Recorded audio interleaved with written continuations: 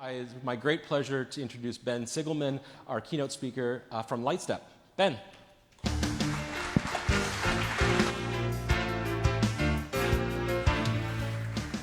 Hi, everyone. Thanks for coming. I'm really excited to be here. This is my kind of conference. It's a very nerdy, observability-focused conference. It's like, this is what I live for. I'm really excited. So I'm Ben. I presently work at LightStep. I'm one of the co-founders there. And in my earlier days, I worked at Google for a while. I was one of several people who helped to create the Dapper project and the Monarch project. George, who worked on Monarch with me, is actually giving a talk about Monarch later today, which I'm really excited about. There's also the open tracing and open telemetry projects. I had some role in helping getting those things going. But I've basically been kind of obsessing over what's now called observability for a long time. And for this keynote, I wanted to step back a little bit and try and think about the theme of the events today around systems at scale. And what does scale really mean? And then think about observability and what does that really mean? Because I think there's been a lot of confusion about that in my mind and in other people's minds. So that's really what I'm here to talk about. And I'm looking forward to some questions at the end. I hope they're hard ones, as Jeremy was suggesting. So, all right, so let's get to it. So let's talk about scaling and what I call deep systems, which is really the way I think about systems at scale. So what is scale? Here's a puddle. I think we've all seen these. Puddles are typically made out of water. I think we can all agree about that. If we scale out a puddle, we just add more water. Eventually, you get something that looks more like a lake. And if you scale out and add even more water after that, you get something even broader. You'll get an ocean, right? So this is the idea of scaling wide. This scaling wide just means having more of something. There are many examples of this. I'm sure I don't need to explain the concept in much more detail, but for instance, you could have, wait, what's happening here? You could have a desert that's just a very wide sandbox at some level. You could have this array of solar panels is just a wide scaling version of what you'd have on like a calculator in the late 80s, right? So you can imagine things scaling wide. And conceptually, these are the simpler types of scaling in my mind. You just have more of something. And so when we say systems at scale, are we saying that the systems are just getting bigger? I don't think so. Like that's the problem. So there's another kind of scaling, which I'll call deep scaling. And there are plenty of examples of this in the natural world and in the unnatural human-created world. So here's a village. If we scale deep with something like a village or a city, it's not just that we add more of it. These things are categorically much different. If we scale further, we end up with something like a metropolis. And the key thing about deep systems, whether they be software systems or natural systems, is that they're not just bigger, they're really quite different. Other examples might be like a fractal. I have spent I won't admit how many hours I've spent like zooming in on the Mandelbrot set and just like thinking about how kind of mind-blowing it is. Another example would be a CPU where you can just tell visually when you see a deep system, you can tell this is not simple.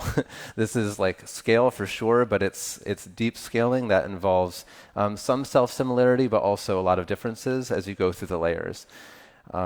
So what about software? What does it mean when software scales? Of course, it's some of each, but what does it really mean? Is it scaling wide or is it scaling deep? So when software scales wide, it looks like this. I'm sure we've all seen examples of things like this in our lives in this career. An example might be a caching service where when you get more load, you just add more servers. It's kind of just as simple as that. There are also systems that scale deep. This is a diagram of a system that doesn't exist that I obviously made in the slide software. But to make this more concrete, when I worked at Google and we rolled out Dapper for the first time, I was just kind of interested just because no one had actually really seen it before. And in the read-only systems at Google, we actually had very good coverage from early days with that because of the way that someone else had thoughtfully factored the software. So I started with a web request and just went all the way down. And by the time I got down to the lowest level of the stack for a cache miss, I'd gone down 30 levels of services to get down to the bottom of the stack, like 3-0, which is really pretty intense if you think about it. It's not just 30 services, which it was, but it was 30 layers of services. And the question is, okay, so that's Google, but what do systems in the real world actually look like? One of my least favorite things, I hope I'm not off message in terms of the Facebook sponsorship here, is when people try to copy what Facebook and Google do and do it in the rest of the world. That does make some sense in some situations, but something like Jeff Dean said at Google, obviously much smarter than me, one of his rules of thumb was that you can only design a system for about 3 orders of magnitude of scale. Because otherwise it'll be either too simple and scale up or too complicated and won't scale far enough. You can only get like 3 orders of magnitude of scale for a system to really be the right size. And Google's public number is that they're processing like 5 billion RPCs per second. So I'm not convinced that Google's systems will necessarily translate over to the real world. Like Dapper is actually the wrong system for most of the world because it scales too much and has too few features. So maybe Google has 30 layers of depth, but what do real systems look like? So at LightStep, I have some insight into this. I don't have permission to use the names and stuff, but I put together just a couple of blurred out screenshots of diagrams of organizations that are operating at some scale but aren't quite at the Google and Facebook scale. And this is one of the simpler ones. This is just a service diagram. There's nothing very complicated about service diagrams or exciting about them. I'm sure we've all seen these things. But these are some simple systems. It's about as small as they get. This is pretty typical. This is about 9 layers of depth. Here's another one where at this point, I'm no longer able to get the whole system on a slide. There are a lot of them like this. And then there are a couple like this where this thing would require like the whole room to show it, where it's thousands of services. But the key observation I'm trying to make visually, and hopefully this is obvious, is that these are deep systems. And this isn't just Google and Facebook. This is like everybody. So if you're adopting microservices, it's not like some big fan-out thing. It's that too, but it's deep. And so microservices at scale are deep, not just wide. And that's a really big deal in terms of what that means, because each layer is an additional layer of abstraction that is also an additional layer of opacity. And that's why things like observability have become such a hot topic. It's that they're really difficult. So yeah, microservices at scale are not just wide, they're deep. Okay, so that's the first thing I want to say. The second thing is to step back and think about observability. And I don't mean in terms of 3 pillars or anything. I'll get to that later. But really to think about control theory, which is where the word came from. So why do we care about it? Why do we care about observability? The word itself is kind of sad. It's like this idea that you have your hand at the glass and you're just looking at your system. You can't do anything. You're just sort of watching it. It's like super depressing, honestly. It's just like, I don't want to like observe it. I want to like fix it, So this is what the word makes me think of. It's also too many syllables, but we're stuck with it at this point. But observability, why do we care? Like honestly, why do we care about observing things? And the answer to that question has some interesting theoretical roots. So this is literally a black box. This is a system. In control theory from the 60s, there's this idea that you have a state vector, which is the internal, opaque state within your black box of your system. And it has inputs and outputs. So I've drawn these as follows. And observability is a trait of a system that specifically says observability is a measure of how well you can infer the state vector just given the outputs. So in software systems, what this is saying is that you have telemetry coming out, and the question is, how well can you infer what's happening inside the black box just given your telemetry? And that's observability. Okay, all right, fine. On the other side, and the funny thing about this is that in control theory, observability was kind of like the little stepchild. The real one that people cared about was controllability. This is controllability. So you have inputs. So these are, in a software system, things like how many replicas you want to run of a service or how you want to tune the parameters, the sorts of things that probably don't require code changes. And and the question is, given just the inputs, how well can you control the internal state? So the internal state might be things like the health of these services, stuff like that. So, to give an example, I would imagine that things like feature flags would be a great example of a controllability effort where you want to be able to affect the behavior of your software and its internal state without, actually affecting reaching in and writing new code. So when we have controllable systems, that actually, unlike the image of someone just sort of watching the system, this is what we really care about. Like we're getting hopefully paid to make things better, not just to look at them. And so observability and controllability have some kind of relationship. The relationship is actually really fascinating. From a theoretical standpoint, controllability is the mathematical dual of observability, which is something that we don't talk about that much, but that's incredibly important. And what that means, if I'm kind of going to summarize it, is that the sorts of changes you make to your system to make it more observable also make it more controllable. That's intuitively what this means, which is like this massive epiphany as far as I'm concerned. It's like, oh, okay. So that's why people get excited about things like service mesh. It's like this thing that you put into your software that allows you both to observe it and also to control it. And I would argue that other sorts of factorings that you might make to add more sanity on either side of this improve the other. And so I think part of the reason that observability is becoming so important is that whether we're using the word or not, we're actually wanting to control our systems better. And I think we intuitively understand that these two things are very closely related.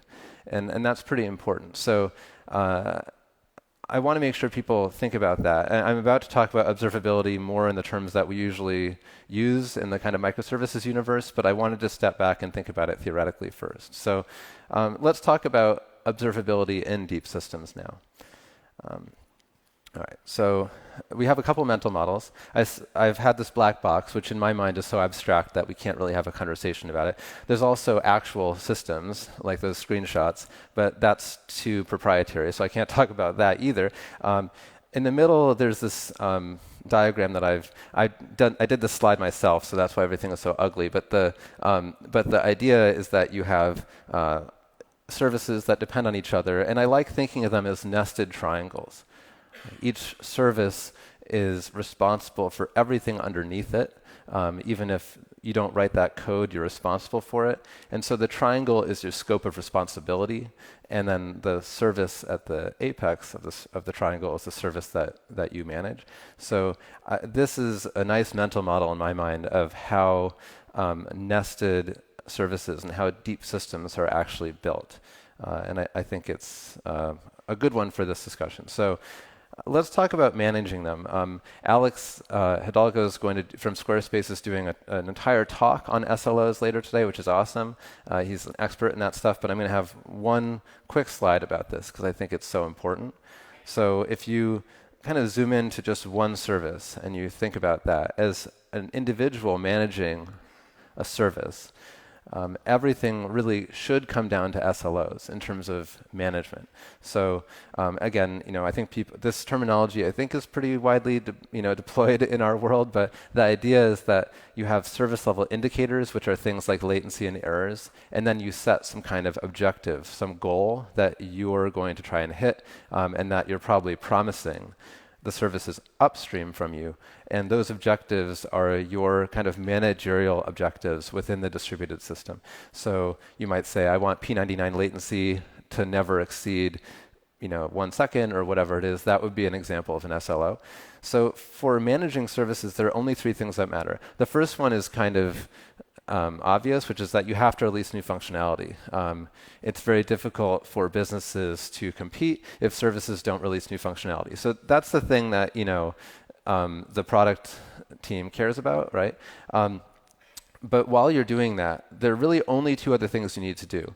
You have to gradually improve your SLOs. So that looks like I have an OKR to make latency 20% less. Or you get woken up in the middle of the night and you have to rapidly restore the SLO into compliance. That's it. Like literally, that's all you have to do. It seems very simple if you express it this way. It's like you release new functionality, and then you improve and maintain your SLOs. If you do that, then you're doing a great job as a service owner. And that's what managing deep systems looks like. And if everyone does that job, then you're all good. The trouble is that you have to control the entire triangle. And as a service owner, let's imagine you're at the top of this larger triangle. It's an incredibly stressful position to be in. And almost, again, by definition, the psychological definition of stress, at least one that I've read, is responsibility without control. And the trouble is that you are responsible for everything underneath you, but you actually don't control it. And worse than that, you don't even really have the capacity to observe it if you're using conventional tooling. So there's that word again, control. You're stressed out because you don't have control. Control and observability are very closely related. And the reason why it's so hard to control things right now is that you can't even really figure out which of your many dependencies is unhealthy. Your service is only as reliable as its flakiest, slowest dependency. And if you can't figure out what that is and why it's happening very quickly, then you're going to be very stressed out and out of control, and probably out of your SLO as well. So the conventional wisdom about observability and software systems runs something like this. It's that Google and Facebook had problems like this. They had metrics and logs and traces, so we should too. That's basically the rationale, which obviously is kind of, from a logical standpoint, a bit of a fallacy. But let me try and break it down a little bit. So the way that this typically looks is that you have these three pillars. You try to check them all off with three experiences. So you get metrics. It looks like squiggly lines. You get logs. It looks like Kibana or Splunk or whatever. And then maybe if you're kind of doing the new cool stuff, you also get traces. And this is, I think, what people are saying when they say the three pillars of observability is that you're going to get these three things. I am here to say that you do need metrics, logs, and traces, and this is also absolutely the wrong way to think about this. Like, if there's one thing anyone comes away with in this talk is that this doesn't make any sense. Because from a UX standpoint, you're now going to have three tabs open when you're trying to resolve an incident. So that's a bad UX. And worse, the data types aren't really informing each other in this world. It's completely upside down, like totally upside down. Those data types are super important, but if you go back to if you can imagine the slide, maybe I should have put it in here again, showing the outputs of your black box. The telemetry is important. Those three data types are your telemetry. I think there are projects out there like OpenTelemetry, which I'm obviously super biased about, that are trying to create a common portable way to get telemetry out. But those are not the three pillars of your product. Those are the three pillars of your data, and there's a huge difference. The way I actually think about it is that there are two giant pipes that you already have. One is metrics. One is logs. Let's just pause here for a second. Let's imagine that you're at the top of the stack in this diagram and you're responsible for addressing some issue. Without anything additional, the cognitive load as a human being of addressing that issue, if you're not an expert in your system, or you don't happen to be one of the lucky people who's sitting in the same cube as the expert, that means that you have to be responsible for understanding the telemetry from everything underneath you. And in a deep system, because of the way that deep systems are structured, that's proportional to the square of the depth of your system. So it's like the area of the triangle that you are responsible for understanding. And as your systems get bigger, what this looks like is you paging through many, many dashboards during an incident, or kind of fruitlessly searching through logs, etc. And it's because it's not just that it's too expensive from a dollar standpoint, which it is, to centralize all this data, but you don't have the cognitive capacity to ingest that much data and weed out which stuff you actually care about, because there's a lot of false positives during incidents or analyses like this. You might try to sprinkle traces on top, and say that's going to fix it, that also doesn't make any sense to me. I think that traces are valuable, and I think looking at individual traces can be very insightful, especially for long-form performance analysis. But traces are not sprinkles. You should not think of them that way. If you just add traces on top, you haven't really addressed the fundamental issue, which is that you do need metrics and logs, and you have too many of them in your scope of responsibility to actually make any progress. The right way to think of it, in my mind, is to think of traces as context and a filter. So if traces tell you the stories of transactions in these systems, those stories provide context, and that context can be used to reduce this geometric complexity to linear complexity. So rather than understanding the entire stack, traces in the aggregate can tell you the path through your system that you need to focus on based on errors or latency. And that context can be used to reduce the search space for you as an operator dynamically to focus on the other signals that you actually care about, whether they be metrics or logs. And this is a crucial thing in that now the complexity is the height of your triangle and not the area of your triangle.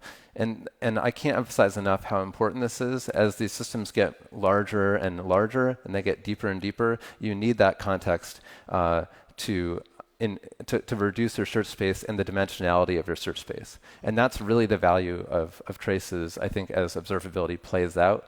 We're probably only like 15 or 20% into the innovation cycle for this stuff. I think traces are not sprinkles you put on top. They are the data that inform the rest of the investigation, because that's the only place you get context about transactions.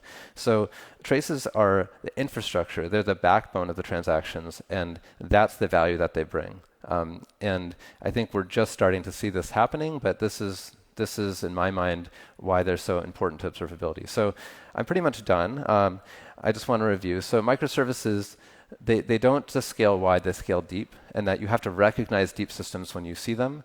If you work at an organization with dozens or hundreds of services, you probably are seeing this already. But we need to sort of talk about this and name this concept. And recognize it, because I think it will allow us to understand the problems that we're having in greater detail and to communicate about them more clearly. Controllability for SLOs requires observability. This is actually a theoretical truth. It's not even, you don't even need to think about software. You can just go back to the definition. Controllability, observability are essentially, they share a fate. And I think the three pillars of observability is a terrible, terrible metaphor. There are three data pipes, maybe, but they're not the three pillars. And don't think of traces as sprinkles that you put on top at the end. They're actually something much deeper. Tracing can reduce the cognitive load and create a linear problem out of a geometric one, which is pretty profound. And it must become the backbone of observability for deep systems. So with that, thank you for your attention, and I'll take any questions that people have. So. Thanks, Ben. Yeah. Thanks, Ben. Thanks, Ben. Okay.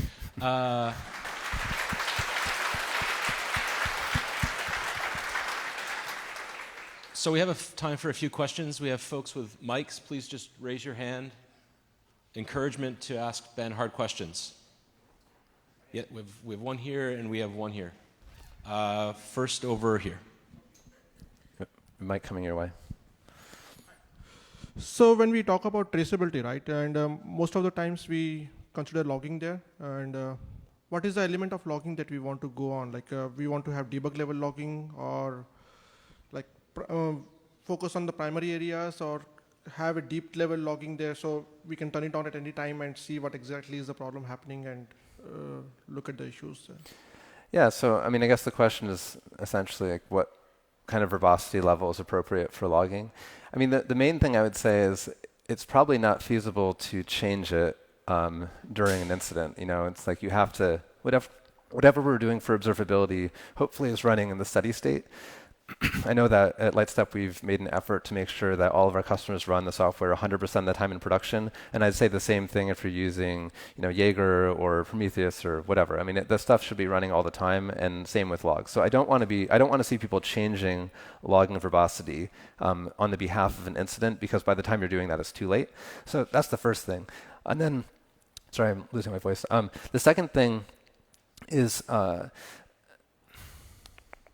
if we're logging about transactions, as opposed to logging about processes starting and stopping, I actually think that's what tracing is. Like tracing is just logging with extra context and transactions. And in that world, you can afford to be extremely verbose because you have some form of sampling, whether it's before the fact or after the fact, that will kind of adjust dynamically to the level of verbosity you can afford. So that's actually where I see things going. If that's too far of a jump, then I would say, like it just depends on how many transactions you're doing, but I'd kind of crank it up as long as you don't have overhead. I think not having any kind of logging data is just kind of paralyzing. So, thanks for the question. Next one over here. Yeah. So I guess I'm just trying to kind of come up with a formal definition of deep scaling. The main thing that you pointed out is how there's basically a dependency hierarchy. You have a service on top, and that's a certain depth of services underneath. But does deep scaling also imply growing data volumes, growing request volumes to our service, and so on? I don't think it necessarily means that. I mean, the example of a caching service is, to me, the best example of a wide scaling software system. That can be very high throughput, but is pretty simple. To me, usually the impetus to go to microservices is actually about human management, where you need to have the teams decoupled from each other, and so you build small teams around small services, and then that leads to layers of abstraction, and Conway's law forces you to ship your org chart. And I think that's usually the driver for deep systems more than the actual data engineering problems. So I think it's possible to have very high throughput shallow systems and very low throughput deep systems. Thank you. We have time for one more question. I think you had your hand up next. Again, we have time. You can corner Ben and happily. Yeah, happily, yeah. Sure. Thank you, Ben. One of the things I guess we need your